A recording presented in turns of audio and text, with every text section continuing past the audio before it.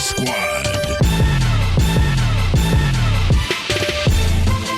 Welcome into another episode of the Fast Break Podcast here on WTK's Rock Solid Sports. And as always, I'm here with Chris Clark, Keithon Foster, and Justin Clemmer. I'm Bryson Wright. And as always, like we always talk about, it's always exciting when you get to talk about the NBA, especially when it's been as exciting as it has been through this part of the season. And we finally got the first players of the month, which are also for the two best teams in the NBA through this first quarter of the season, which is the Suns and the Celtics. And we got Jason Tatum and Devin Booker as the players of the month. Both of them have been playing incredible, had some pretty incredible performances in the last week, with Tatum having 49, Devin Booker having 51 on 20 out of 25 shooting, which is absolutely ridiculous. But yeah, I'll open it up to you guys. What do you think about how they've played so far this season? When I look at the Suns and I see their lineup, I'm shocked that they're the first seed. It speaks to how good D-Book's playing. I mean, you look at the starting lineup, it's D-Book. He starts in the backcourt alongside Campaign, and you got Torrey Craig, Miles Bridges, DeAndre Ayton. You see that, you're like, okay, that's not too bad. But then the bench, Damian Lee is their go-to guy coming off the bench. He's their sixth man. And then you got Shamet, Jock Landale, and Biyombo gets some minutes sometimes.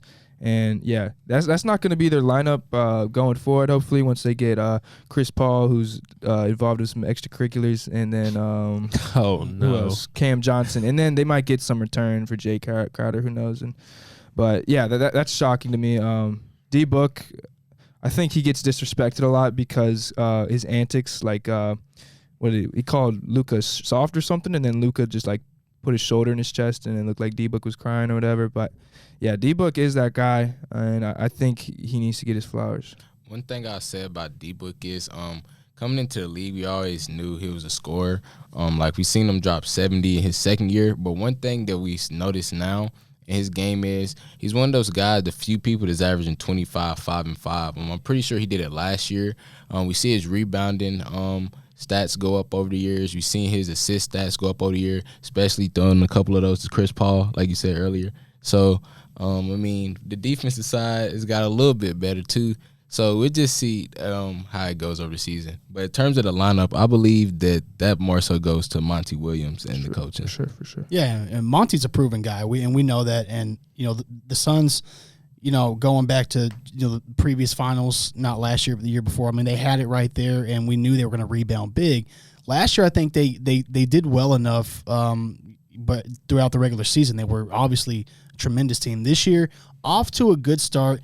I don't think quite the same, but I do think they are still a very good team. You've got 5 guys in double figures for the Suns right now. Again, you have such a good coach in Monty Williams leading them, and Devin Booker, who right now is just absolutely carrying this team. So I like what I see from Phoenix right now. I think there's still more that they can build on and be better, but off to a good start. You're right. Monty Williams might deserve as much credit as D-Book because, I mean, I just look at Campaign for one.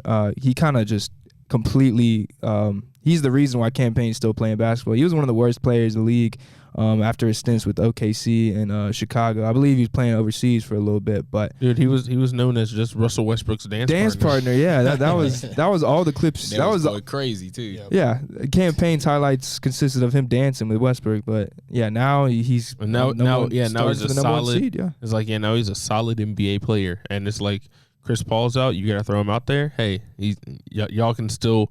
What are they, 18-6 or something stupid like that? Or? Yeah. So one thing I want to ask you guys is, obviously we know last year with the Mavericks destroying the Suns in Game 7. Mm-hmm. Before that, a lot of people like to attribute it to injury, but we did see the Suns in the finals led by Devin Booker. We seen Jason Tatum in the finals last year as well. With that being said, do you think that Tatum will, not say he won't make the finals, I mean, will do bad and get his beat as bad as the Suns did, but do you think it's a potential that maybe now that everybody is prepared for them, they got more of a game plan and everything ready, that Tatum may not make it to the finals, or do you think that he'll be able to eventually get back there? I wouldn't be surprised if they go back this season. I don't think anybody figured anything out about them. I mean, I think they ran into a team that was better last year. Like, the Warriors were just a better team. I don't know if they necessarily figured them out. I think it was a lot of experience things, like Tatum and Brown maybe not really being there before, and they just ran into Steph playing at an all-time level. Like you ran into an all-time great playing at an all-time level. I don't think that it's impossible to say that they could go back to the finals. I mean, you look at the way they've been playing. Talking about how great their offense has been. I know Justin has some stats about where they rank all time. Yeah. In terms of their offensive stats over here. Their offensive rating is 121.5 this year. That's 9.5 rating points above the league average, and that's the most in league history. So we're talking about not just Jason Tatum. We're talking about Brogdon. We're talking about, of course, Jaylen Brown, who at some points looks like a superstar, especially last year in the playoffs. And even guys like Horford, Marcus Smart, just the whole team is producing at an historic level, and it's arguably one of the best offenses that we've seen by the numbers. Yeah, Boston's really spreading that ball around, man, and they're doing a fantastic job at doing that. And I think, to y'all's question, in the East, I don't think Boston. I mean, yes, there's some good teams out there, but maybe their path to get back to the finals and overcome what happened last year and level up, get that championship. I don't think it's as crowded as it is in the West, because you have so many good teams in the West that are still vying to prove themselves as well. The Warriors, I mean, I know they're off to a rocky start, but you better believe this will be a team down the stretch that's going to be dangerous to play. There's going to be other teams as well, Memphis. And so, like, there's, I don't know. I just think the Celtics, I don't want to say have an easier way, but I don't think there's as many teams that are competing for that top as it is in the West. And it's something you got to remember. I think last year when we brought up the Celtics, we brought up their defense, and now we're talking about their offense. Well,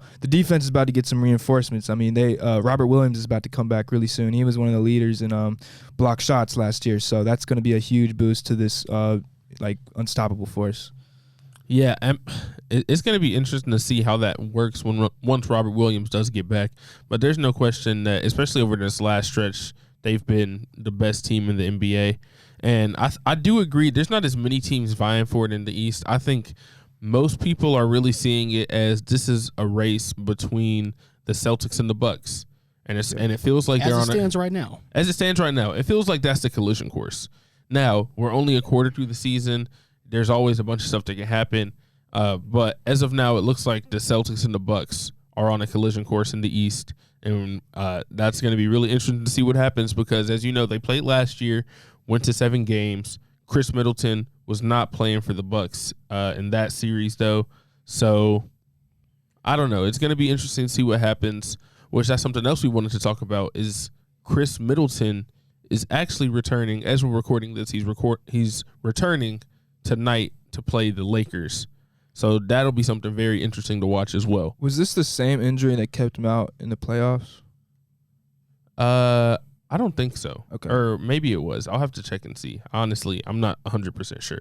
Okay, yeah, but we talked about like how big of a boost Robert Williams is going to be for the Celtics, but I mean, I think we can all agree Chris Middleton is a better player and is going to help the Milwaukee Bucks even more. So, and then you go exactly like we were saying. You can even make an argument back to MVPs. You can make the argument that Giannis is the MVP right now, along with Steph. And I said Steph. Oh my God, Devin Booker, and Jason Tatum. So that's the top 5 there. You look at their records right now. Boston has lost 4 games. Milwaukee's only lost 5 games. Now, while Boston has played more games, like you just said, the Bucks have not had Chris Middleton. Mm-hmm. Arguably, I could say Jaylen Brown's probably the best number 2 right now, but arguably the second best number 2 in the league right now. And not Jaylen Brown, Chris Middleton, as we've seen him prove himself in the finals before. So, like we was talking about in the past shows, how you have a guy that you can defer to later in the clutch, and Chris Middleton, with Giannis deferring to Chris Middleton in the clutch, I feel like that's huge because now it takes less stress off of Drew Holiday, Bobby Portis, Brook Lopez to have to do stuff when you have somebody who's more natural. Javon Carter too, like shout out to him. He's stepped up in a big way. He filled some very big shoes to fill, and he's been doing very well. He's been starting, but I imagine once Middleton comes back tonight, he'll move off to the bench. But I think he carved out a good role for himself. Oh, yeah, I agree with that. Well, go ahead, Chris. So I just want to touch on what Keithon said because I think that's a very good point you bring up. Look at the Bucks roster right now. I mean, you have Giannis who's up there with 31.3 points per game right now. He's up there with the top. The next leading scorer, Holiday, 17.8 points. That's a huge drop in what would normally be your top two scorers.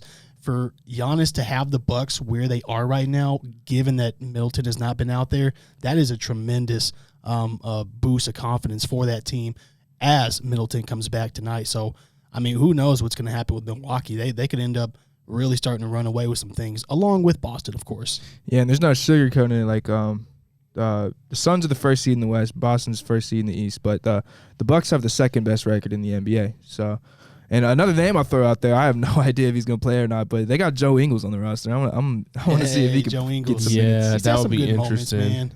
Yeah. I think like, in the playoffs, he's one of those guys that just out of nowhere comes up clutch for you sometimes. Yeah, he kind of started the whole playoff P thing.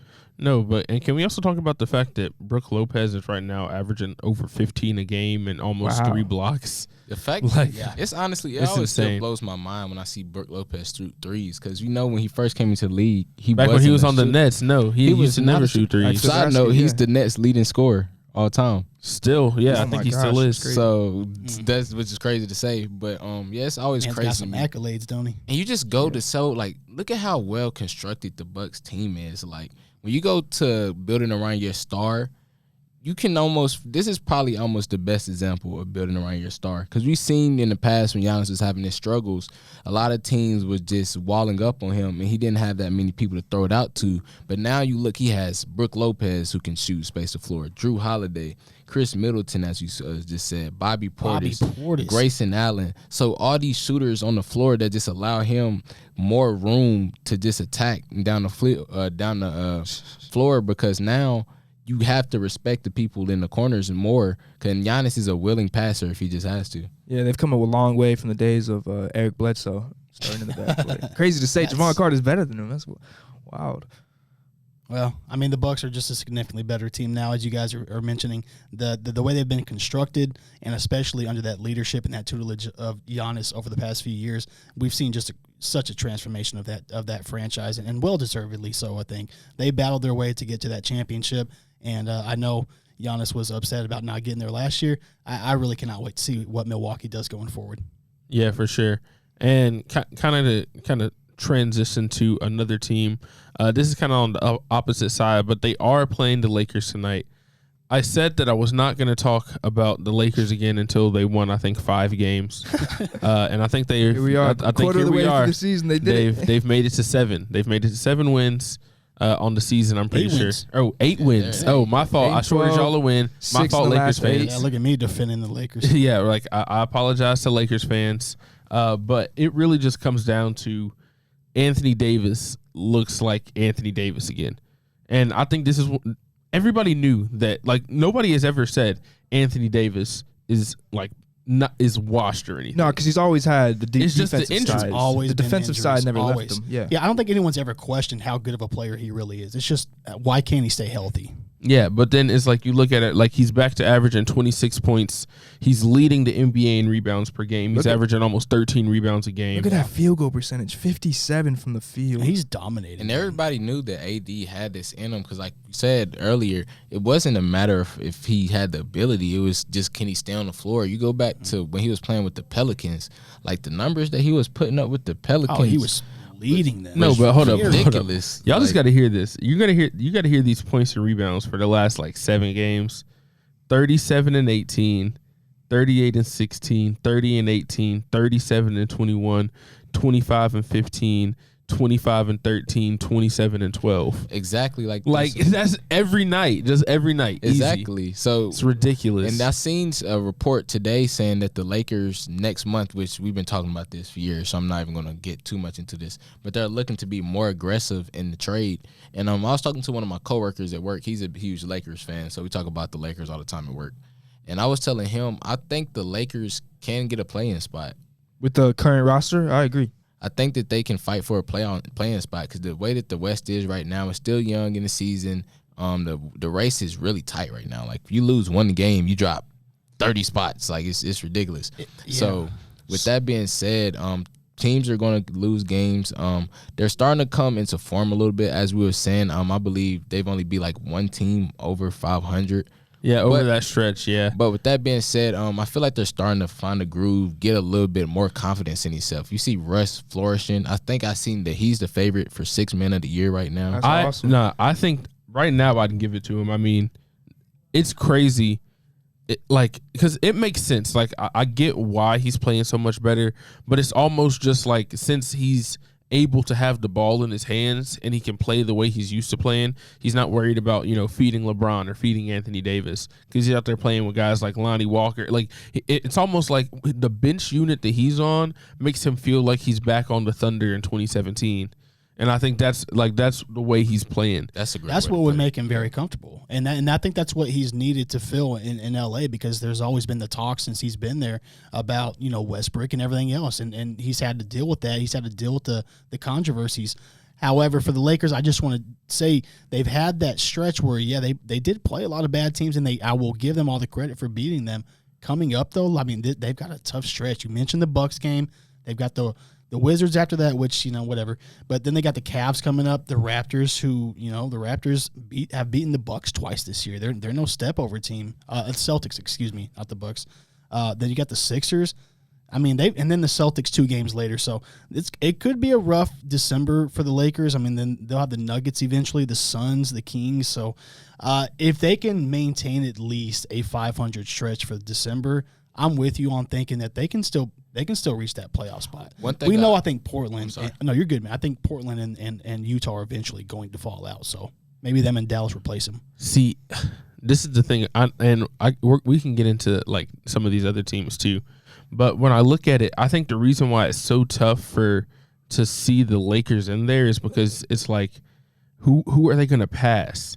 And I think outside of Utah, like, I could see them passing Utah. I also feel like Utah is going to end up being, like, the 10 seed. Like, that's just kind of how I'm feeling right now. I don't know. So not a complete dropout? I don't know if they're going to have a complete dropout. But, I mean, this early in the season, it's really hard to tell. And there could be some deals and stuff coming up over there because you know how Danny Ainge is. So you never really know what's going to be going on over there.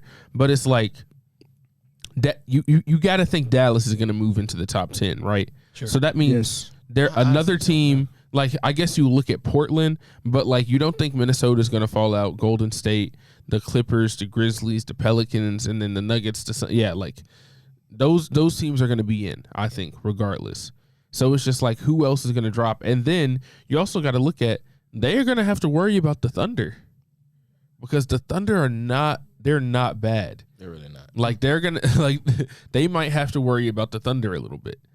And if they get hot at the right time, when you have the way that Shea has been playing, last week he's been so good, hasn't he? Like last week we were talking about him. We were talking about him as one of the 10 most impactful players in the league right now. Yeah, I totally agree with that. Just like on a nightly basis, it's insane. The second leading scorer on that team is Josh Giddey. Shea is 31, Giddey has 14, and you don't even think of Giddey as a scorer. So yeah, go ahead, Bryce. But yeah, there's just so many teams in the West. Like it's not necessarily that. It's different than last year because last year it felt like the West was top heavy because it was the Suns and they were running away, and then it was like the Grizzlies and the Warriors, and then after that it was a lot of other stuff. I mean, the Mavericks ended up being, I guess, the surprise team, but they still had Luka, so you knew they had a chance. But it's almost like it felt like throughout the most of the season, everybody was talking about the Suns and the Warriors, and then the Warriors had some injuries, fell off, whatever. But those were the two teams in the West. And then in the East, you didn't really know what was going to happen because there was like 4 or 5 teams that could have done something. I think that this year it's the opposite, whereas the East it's looking like it's going to be Celtics and Bucks, and then in the West, I don't even know what to think about the West because it's the Wild West. Back to the Wild West. Yeah. I honestly would like to, even though I don't think they're to the tier of the Celtics and Bucks, I honestly like to throw the Cavs in there. Because we look back at last season, the whole season, they were a top seed in the East until injuries derailed their season. So you look at the roster, they have basically the same team add along Donovan Mitchell, which, like we said, we know what Donovan Mitchell can get into when it gets into the playoff time when it's really serious. So you look at their roster, Darius Garland, who's just going to continue to grow. He's averaging 8 assists right now. Exactly, who's just going to continue to grow. Donovan Mitchell. You have Karis LeVert, Jared Allen, Evan Mobley. You still have Kevin Love off the bench, who has championship experience in himself. Sixth Man of the Year candidate. Exactly. So with that being said, while like I said, I don't think it's to the extent or the tier of Boston and Milwaukee, just because those are teams are just on a different level. Like they have superstars with Jason Tatum and Giannis, which I don't think Donovan Mitchell is to the tier that superstar level yet. The fact that they have all these pieces around them and that they was able to make it so far last year with them being a young team, I feel like adding a piece like Donovan Mitchell is only going to help them out even more going forward. I mean, I definitely think that it has so far as well because, I mean, you look at him, he's averaging 28 a game. I just feel like he's energized on defense again, too. Not necessarily that he's a great defender or anything like that, but he just looks like he actually cares about defense, whereas that was a big criticism of him in Utah. So I think that's something he's came back and he's focused on a lot. But, yeah, it's been a lot of crazy shit going on. Like, honestly, I don't even know what's going on with the Cavs. Like, I don't know. Like in the playoffs, this could be an interesting team, man. We've seen Donovan Mitchell at least with Utah, so I don't know. I'm with you guys. I think it's a dark horse. Like, can they get to a potential Eastern Conference final? I think a semis is looking good for them, but I think it's a step in the right direction. I think Cleveland. they could sneak to the conference finals. I don't know about the finals just yet. I wouldn't say that yet, but I feel like they can make a conference finals appearance. We've seen young teams in the past, like you could throw Boston in there, but I think of the Hawks of a few years ago, and nobody expected them to take down the Pacers or even the Knicks. They beat the Knicks then that stretch, that run. But yeah, Cleveland they have the tools, they have the roster to surprise a lot of people. And I mean, yeah, just imagine an NBA Finals that has Cleveland with no LeBron. that would be ridiculous. Like, I just can't even fathom that right now. Cavs Warriors, no LeBron. I mean, like you said, you see the Cavs, they're third. I think they're the clear third team, and I feel like they've distanced themselves from everybody behind them right now. Like even like a team like Miami, who you know has been good in the past, I feel like Cleveland has been better than them so far this year. I think Miami's going to turn it around, but I think they're better than Philadelphia. But Philadelphia has also had some injuries to start the season, so who really knows what's going to happen once they get Maxey and Harden back, and if those guys can start playing the way that you know they can. So it's kind of hard to judge all these teams like just solely based on record and stuff like that at this point in the season, just because there have been some injuries to different players. But I still think that right now that fully healthy Cavs team looks pretty dangerous. I honestly don't really trust the 76ers in the playoffs as much crazy as it sounds. They haven't give you any reason to do that. Exactly. Yeah. Like, we go over the years, like, Joel Embiid hasn't had that much postseason success over the years, and he's starting to get later into his time now. Well, I don't think that it's impossible. We just go back through history.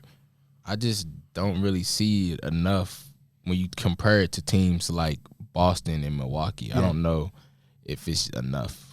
Yeah, definitely not. You got to add in the fact like Doc Rivers, he does have a championship under his belt, but in recent years, he's just kind of not done as much as you think he should with the talent that he has. So I mean, come on, that's going back to even the Clippers days. Like exactly. They were good enough to get to the playoffs, but never not got to the get conference to finals. Yeah. Do you think we see a trade coming soon for the 76ers? Philly has to do something, like you figure, right?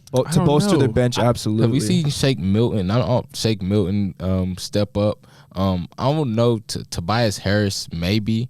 I don't know if they would move him, but just something, because like it seems like they have pieces, but it's still not quite where they want them to be. Well, every time we talk about the Sixers, I talk about their awful bench, and yeah, like off the bench, like it's George Niang and Shake Milton. That's when everyone's healthy with Maxey and Harden. Now those guys are starting, so yeah, I think they should shoot for.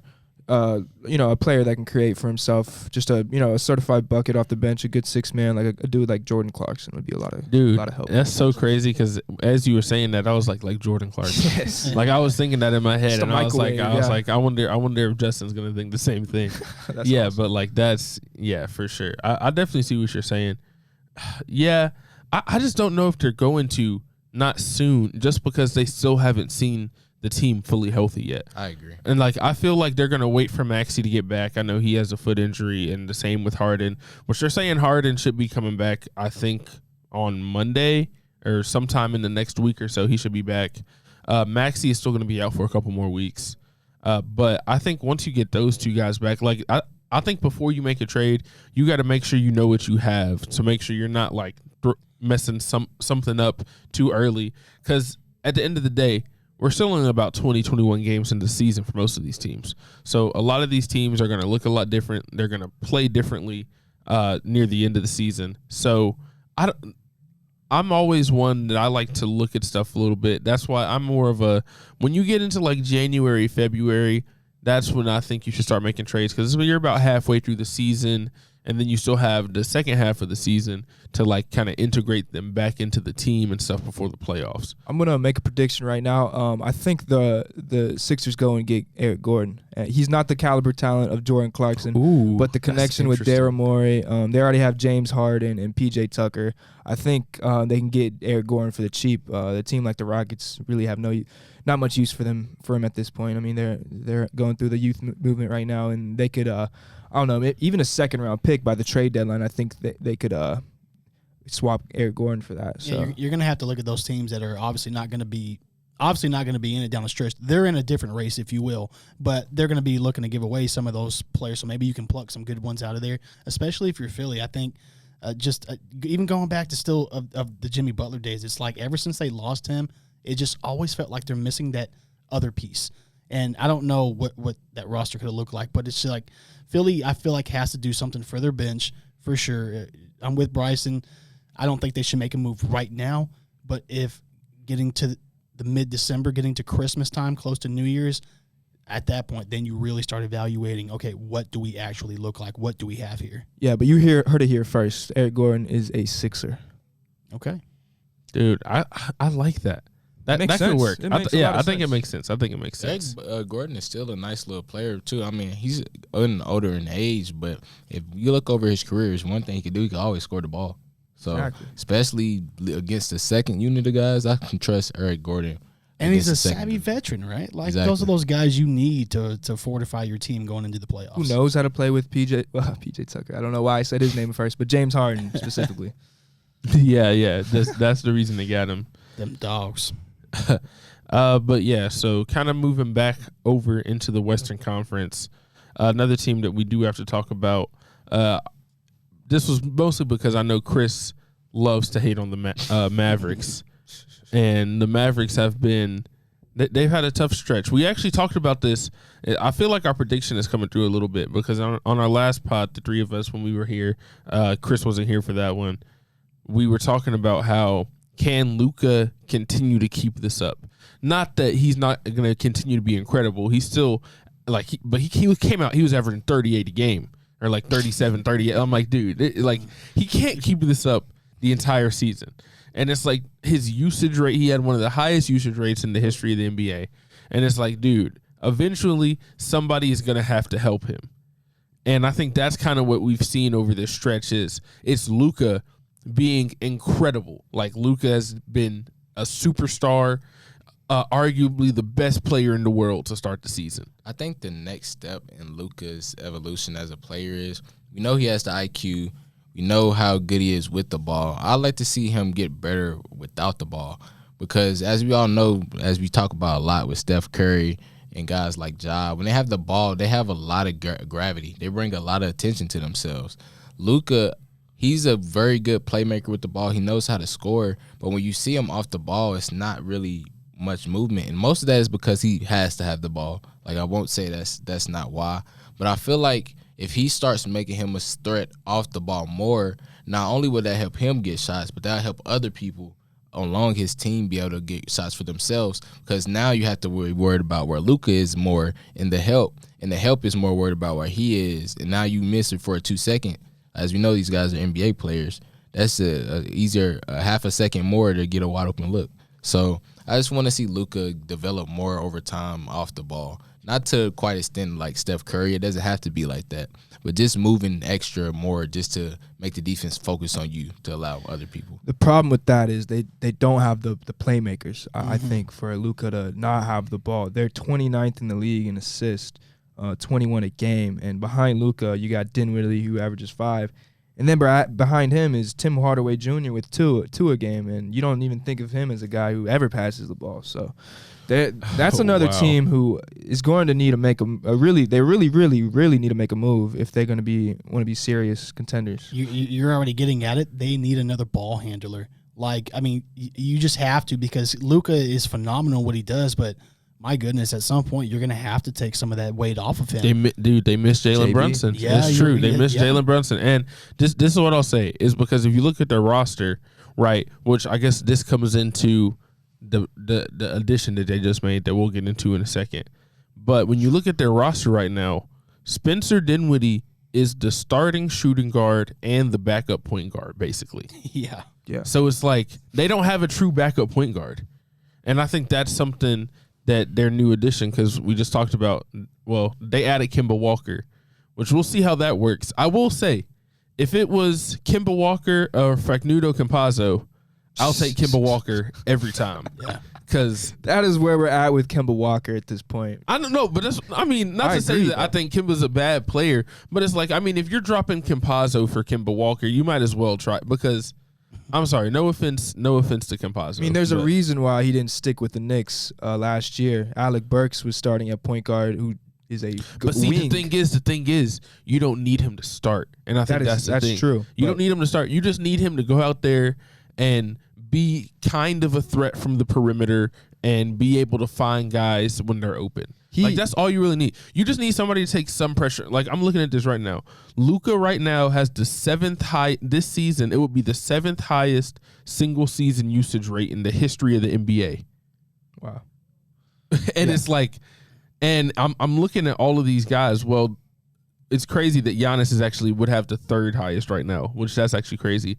But I'm looking at all these other teams, and it's like Russell Westbrook in 2016-17, James Harden 2018-19, Kobe Bryant in 2005-2006, Westbrook again 14-15, and then Michael Jordan in 86-87. Those are the ones ahead of him. And I'm looking back, and it's like, but none of those teams won like a championship, right? Because whenever you have seasons, when you have one guy that has a usage rate that high, it usually means they don't have a lot around them. Yeah. And it's like, I just don't know if they have enough around Luka to actually win a championship. Yeah, and then later in the playoffs, when the coaching gets to elite levels and refs swallow their whistles, then there can be game plans that minimize a guy like Luka, offense that just relies on Luka as much as it does. I mean, that's just one player. But as for Kemba Walker, he does have some juice left. Last year, I think it might have been the Christmas game. Maybe it was around that time with the Knicks. He had a 40-point triple-double. So he can provide something to this team. He is 6 feet tall. That is by far the smallest on the team. But, the lineups that they play, they don't really have a guy that's as small as Kemba Walker. So maybe you can hide a guy like that just coming off the bench, just give him 20 minutes a game, and that could, take a lot of pressure off of Luka and just help their playmaking abilities as a whole for the Mavericks. Where do you think that Kemba Walker, I would say fall from grace, because he was never just like a superstar, but he was still an elite level player that people respected. The injuries in Boston, I think. But I don't know. It's part of the injuries, and I think it's partly that he some guys, you just get older, and I think that's part of it. I mean, I don't know how old is he now? He's 32. He's 32. I mean, it's not that old. That's what I said. It's not really that old. But I mean, for I don't a 6 foot player, I would say it's probably the injuries then, and I think it's the injuries on top, because injuries can make you age a little bit faster. I think, to me, it is not a direct comparison, but a similarity. It's like a Derrick Rose type thing, where we saw the best years in those beginning years, and then unfortunately, because of the injuries, the potential that they could have lived up to was just really cut out from under them. Unfortunate to see, but for Kemba, I mean, he's come a long way since that beautiful jumper with UConn. So unfortunately for him, a bit of a downfall. But I think for Dallas, this could still be a functional relationship. This could be a situation where, again, somebody has to take the ball from Luka, even if it's just for a certain amount of time. Maybe, as you're getting at, Keithon, maybe that's where he can start to develop better off-the-ball stuff. It's not probably going to happen this year. It certainly won't be overnight, but I don't know. We'll see what Dallas thinks. They've got a lot to figure out. One thing I'll say that'll be interesting about Kemba is, like we said, they don't have that many people that can handle the ball. So him coming into the second unit, he's going to have a lot of opportunity to show himself. it's going to be mainly, I would say, him and Christian Wood. So probably you'll see a lot of pick and roll between the two of them guys. I feel like he'll have a lot of chances to make plays, facilitate, create his own buckets, and build his confidence back up over time. Because like we said, who else are they going to give the ball to other than Spencer Dinwiddie? And I would That's like true. The backup point guard, unfortunately. Exactly. No, and I think you bringing up Christian Wood, because I've seen a lot of Mavericks fans kind of get on Jason Kidd a little bit because they think Christian Wood should be starting instead of coming off the bench, which that's an interesting conversation because I think it's like the bench itself is not great, and I think that's the reason why they wanted to throw Christian Wood on the bench, just because they don't have a lot of guys on the bench in the first place. But it's like I think part of the reason why they've been struggling is because when Luka is on the court, it's just Luka. Like that's just all it is. It's Luka is going to post up and he's either going to pass the ball to somebody or he's going to score, and he might dribble the ball for 22 of the 24 seconds of the shot clock. There's not a lot of movement and stuff like that. So I think if they had another guy like Christian Wood right now is their second leading scorer. He's averaging about 17 a game.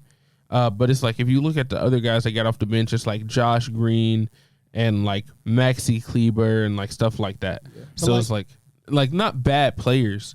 And so it's like I think that's why it's like, but they don't have like a bucket off the bench either. But it's like you need a bucket next to Lucas still too. You need somebody that can take some of that load off of him.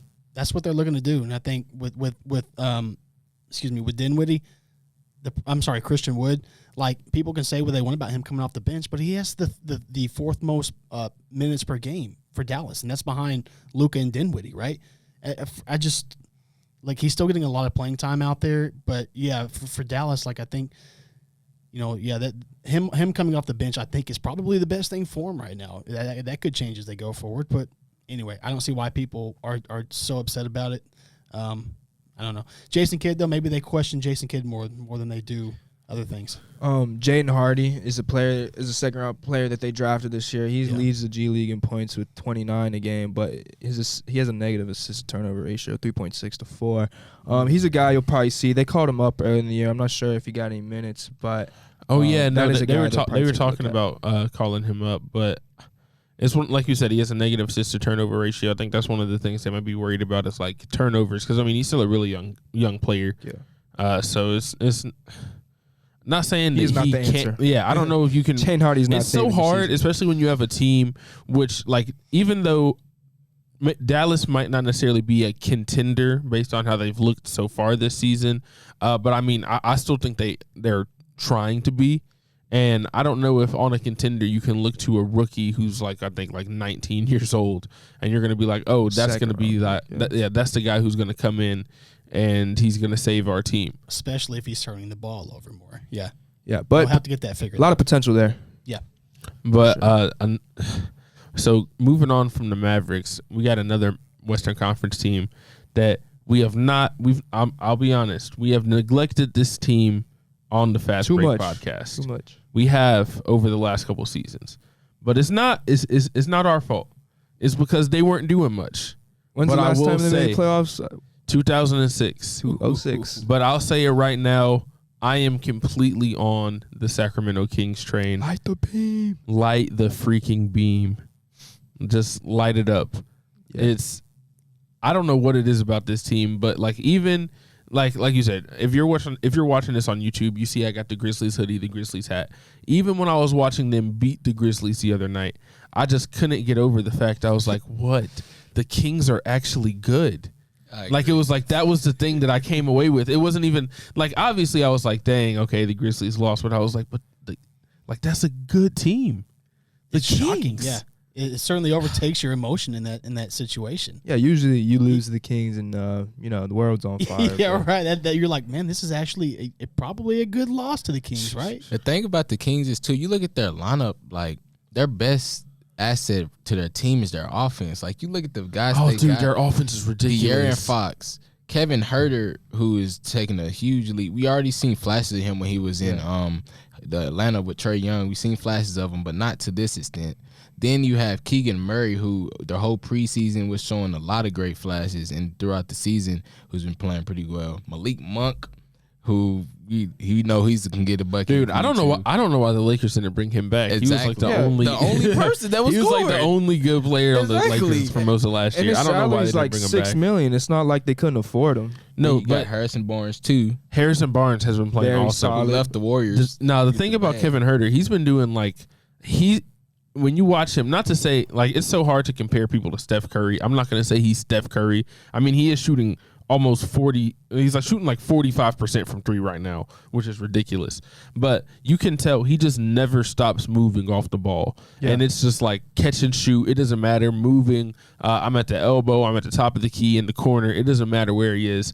He's letting it fly, and they're lighting the beam. It's ridiculous, the kind of stuff that the Kings are doing, which I think coming into this season, a lot of people saw them as maybe they could be a team that could be a play-in team, which that's still where I would have them. I don't know if I'm going to say they're going to get a top 6 spot, just because I don't think they're going to end up being ahead of Golden State still. I still think they're going to end up probably being 7 or 8 at best. But who knows? I mean, you look at them right now, they're 11-9. And because of how everything is kind of squished together in the West right now, they're like, I think they're like a game and a half out of being the 3rd seed in the West.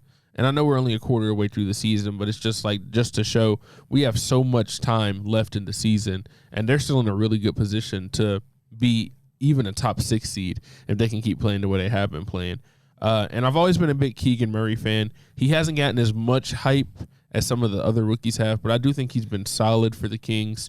Hasn't been putting up like ridiculous numbers like maybe some of these other rookies have, but I think it's also part of the thing is he's playing with really good players around him too. Like he's in a starting lineup with De'Aaron Fox and Domantas Sabonis and stuff like that. So he's not being able to be the number one option, kind of like Benedict Mathurin is basic. It seems like he's basically the number one option for the Pacers on a lot of nights between him and Halliburton, and then or not Halliburton, you know what I meant. But it's just kind of ridiculous to see kind of the way that they've been playing as rookies. And something Kevin Durant mentioned when talking about the Kings, he said, watch what Kevin Huerter's doing. And the thing that Kevin Huerter's doing is him and Sabonis are a great duo. Y'all mentioned y'all kind of drew comparisons to Huerter and Curry, which sounds crazy, but it's like Curry, Draymond, Huerter, Sabonis right now, because Sabonis, he leads the team in assists with 6.4, which is unheard of with the guy at his size. And what that allows you to do is to create so many dribble handoffs, which plays into Huerter's strength. Back in Atlanta, he didn't have that. He didn't have a guy like Sabonis. John Collins, a good player, but he doesn't have the playmaking capabilities that Sabonis does.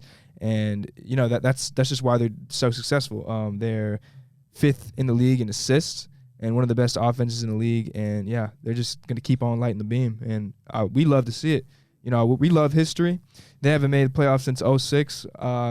Don't know if it's going to happen this year, but great things coming. I just got to ask y'all remember who put him out in 2006? Probably San Antonio. That's your team, right? All right, yeah. That was a softball question. Yeah, last time that, yeah, I know. And that's the funny thing about this, man. Like, obviously, I have a few years on y'all. It's even rare for me to see the Kings being a good team. I haven't seen that since the Chris Webber, Mike Bibby days. No, I can't. That's what I'm saying. I can't remember the Kings being good ever. Like that. Yeah, I remember Tyreek Evans. Y'all were pups, man. I remember Tyreek Evans. I remember Rookie of the Year Tyreek Evans, but that was the closest they've been to being good. I feel like the whole time. And then when they had DeMarcus Cousins, it was like, oh, maybe they can do something. And then didn't talk spring up last week that he was wanting to go back to Sacramento? I hope so. He deserves a spot. If DeAndre Jordan has a job, then Boogie Cousins also deserves one. Let him get in the mix. Look, the Kings right now, you got 6 players averaging double figures right now just to touch on their offense.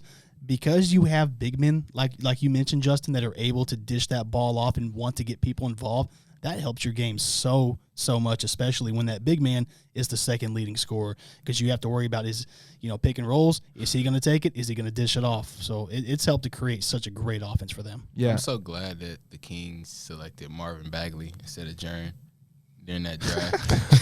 Because not to say Marvin Bagley is a bad player, because he's been playing better as he's getting on the Pistons. He's been playing way better. But He's not Jaren. He's not Jaren. No, and that's the same thing. Like no offense, Justin, but I saw this thing the other day, and it was talking about R.J. Barrett when R.J. Barrett was like, I don't want to get drafted by the Grizzlies, and the Grizzlies were like, cool. we were awesome. There's a lot of things you can say about R.J. Barrett. Not many of them are positive things at the moment, but the mid-3 moves. They move on. They're 2 games from 500. It's not the mid, the mid-3. I mean, if you want to get some Knicks talks, we can, because I mean the Knicks and the Grizzlies did play pretty recently. That was a pretty good game. Bryson was hooping.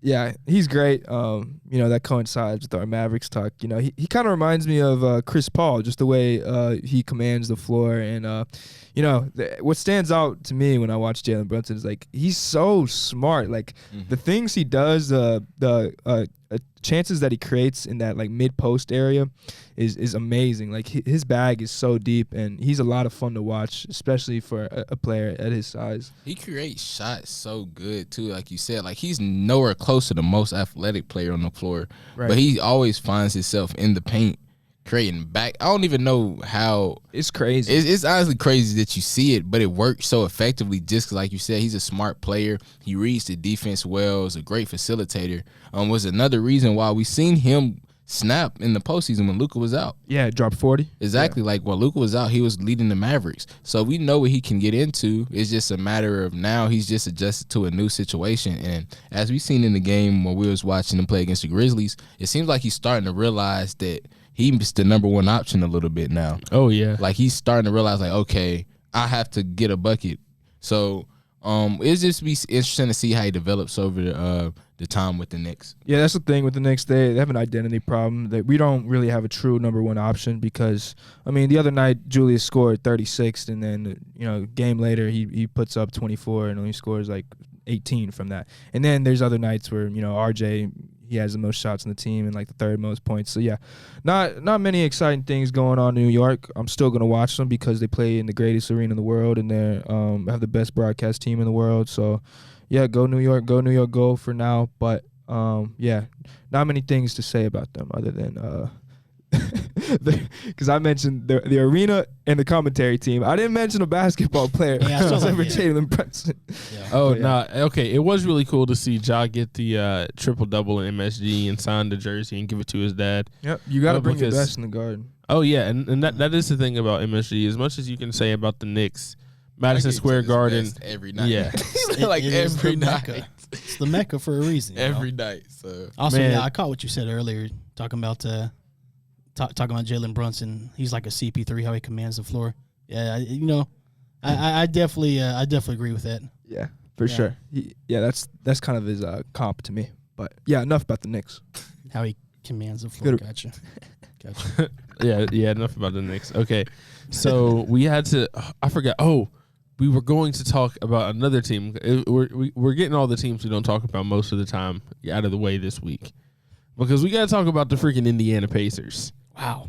Because they're fourth in the East right now. Yeah. Yeah. And they was putting him in Wemby jerseys. They was putting Wemby in Pacers jerseys this season. I'd be doing the same thing. I mean, if we all had our preseason rankings, I probably had him like 13th seed or something. And I feel like most of that kind of went to a lot of people expected Buddy Hield and Miles Turner to be gone by now. Yeah, so, most people expected him to be traded. Miles.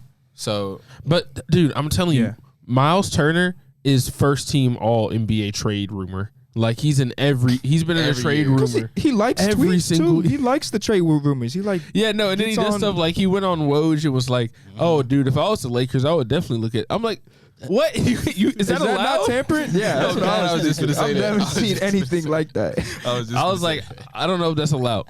But the two players, obviously the two players they're going to build around that have been playing great is Benedict Mathurin, who backed up his LeBron talk, which I think that was the biggest thing. That was so nice to see. Like when that's an all-time moment. No, that is an all-time moment. And I know it's a regular season game in November, and LeBron has 4 rings. I don't need any LeBron stands to come out and be like, no, but LeBron. I know LeBron is a great player. He might be the greatest player ever. We get it. Hey, I'm right here. But that's what I'm saying. But this offseason, Benedict Mathurin said LeBron James is going to have to show me he's better than me.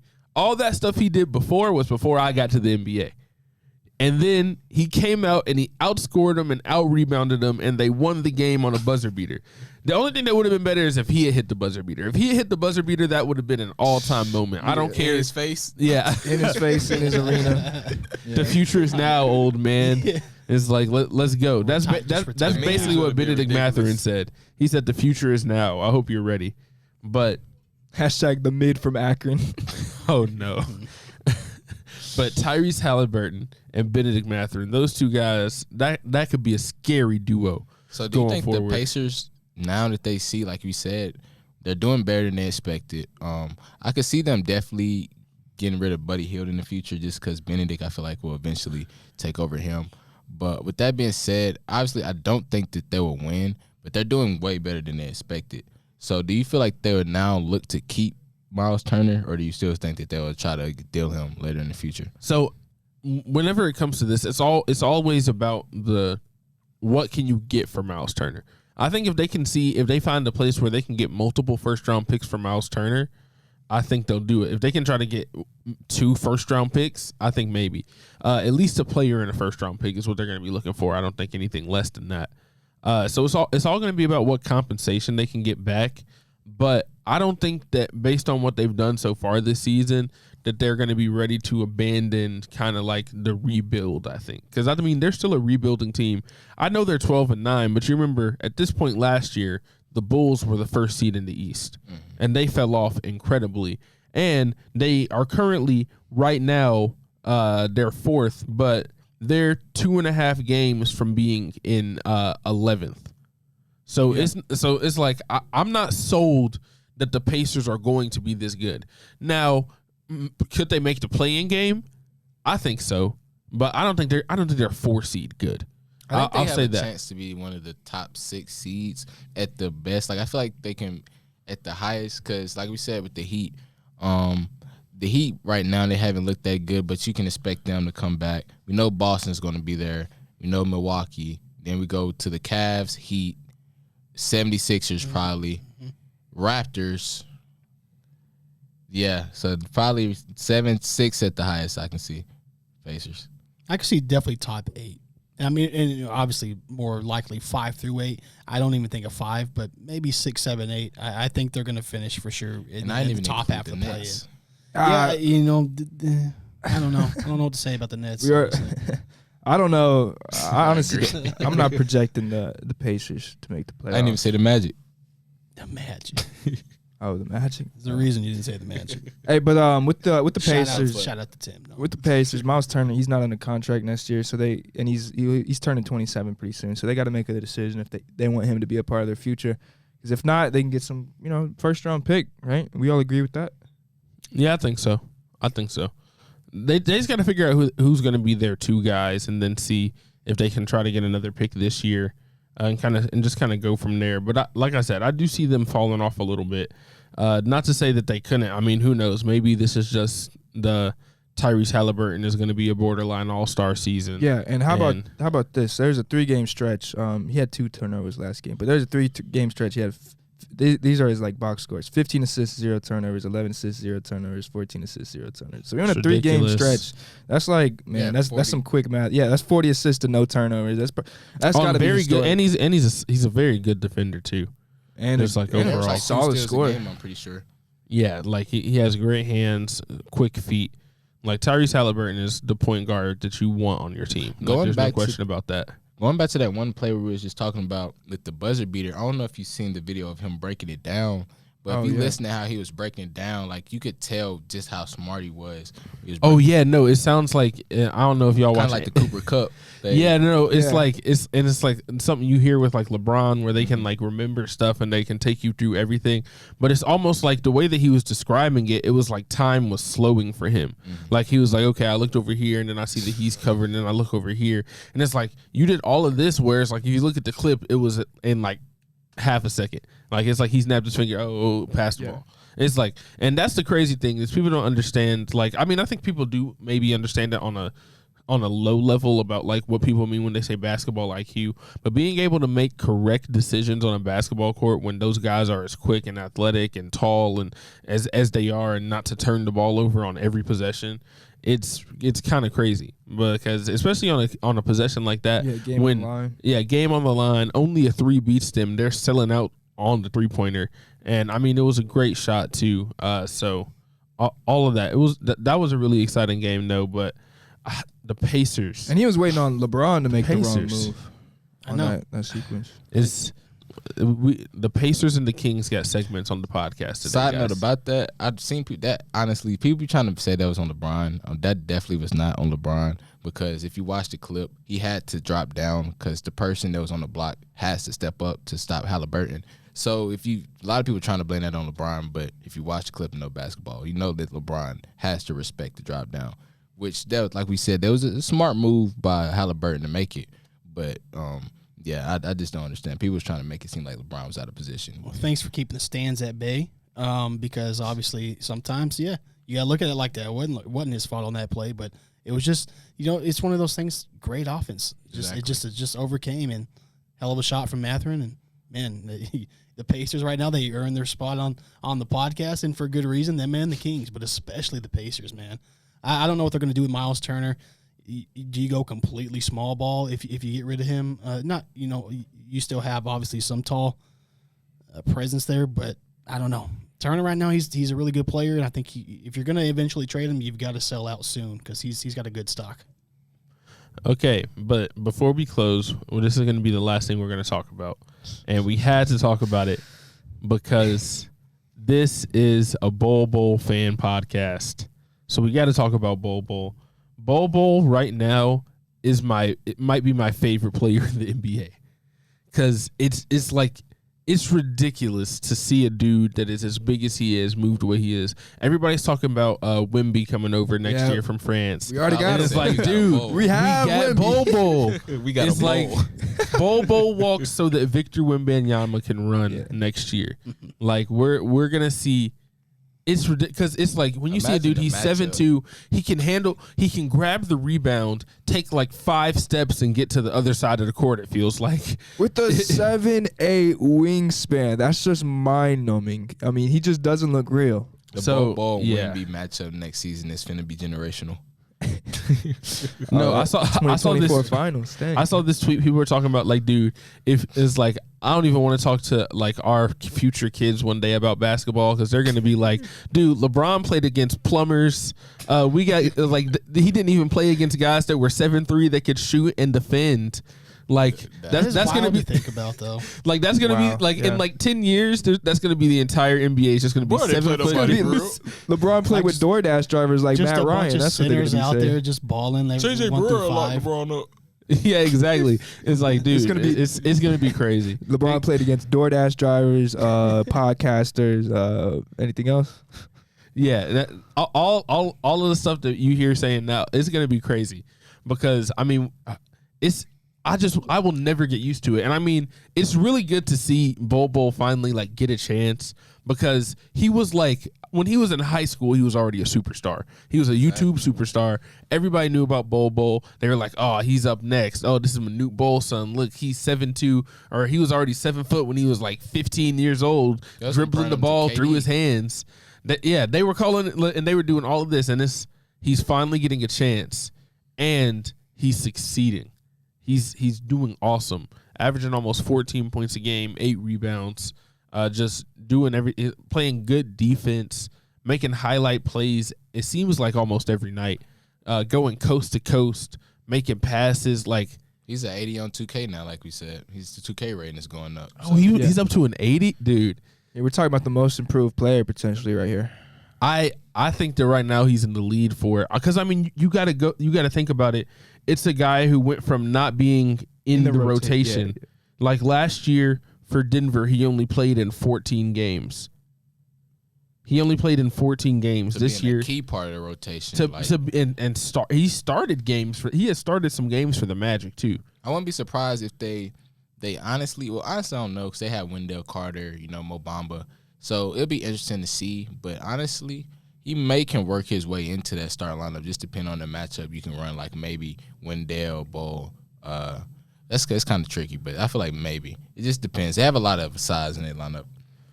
But yeah, I mean, I think quarter of the way through the season, Bull most improved player. I agree.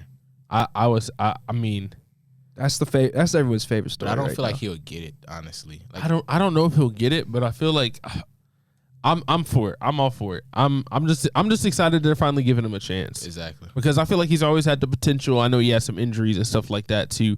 So it's really good to just finally see him get a chance to play, and he's succeeding. And you can tell, like, that Magic team, like they're not good right now. They're probably not going to be good this season. But they're coming. If they can keep that core together and they get like Jalen Suggs and they have Bol and you see Paolo Banchero, I think quarter of the way through the season, I still think he's probably Rookie of the Year. Fultz is coming back. It's going to be between him and Mathurin. You didn't say Franz Wagner. Yeah, Franz. Dude, that team is going to be good. It might not be this year. It might not even be next year. But at some point, that team is going to be good. And with that, I think that we can close out. As always, thank you for listening to this episode of the Fast Break Podcast. For Keithon, Chris, Justin, I'm your host, Bryson Wright. We'll see y'all on the next one.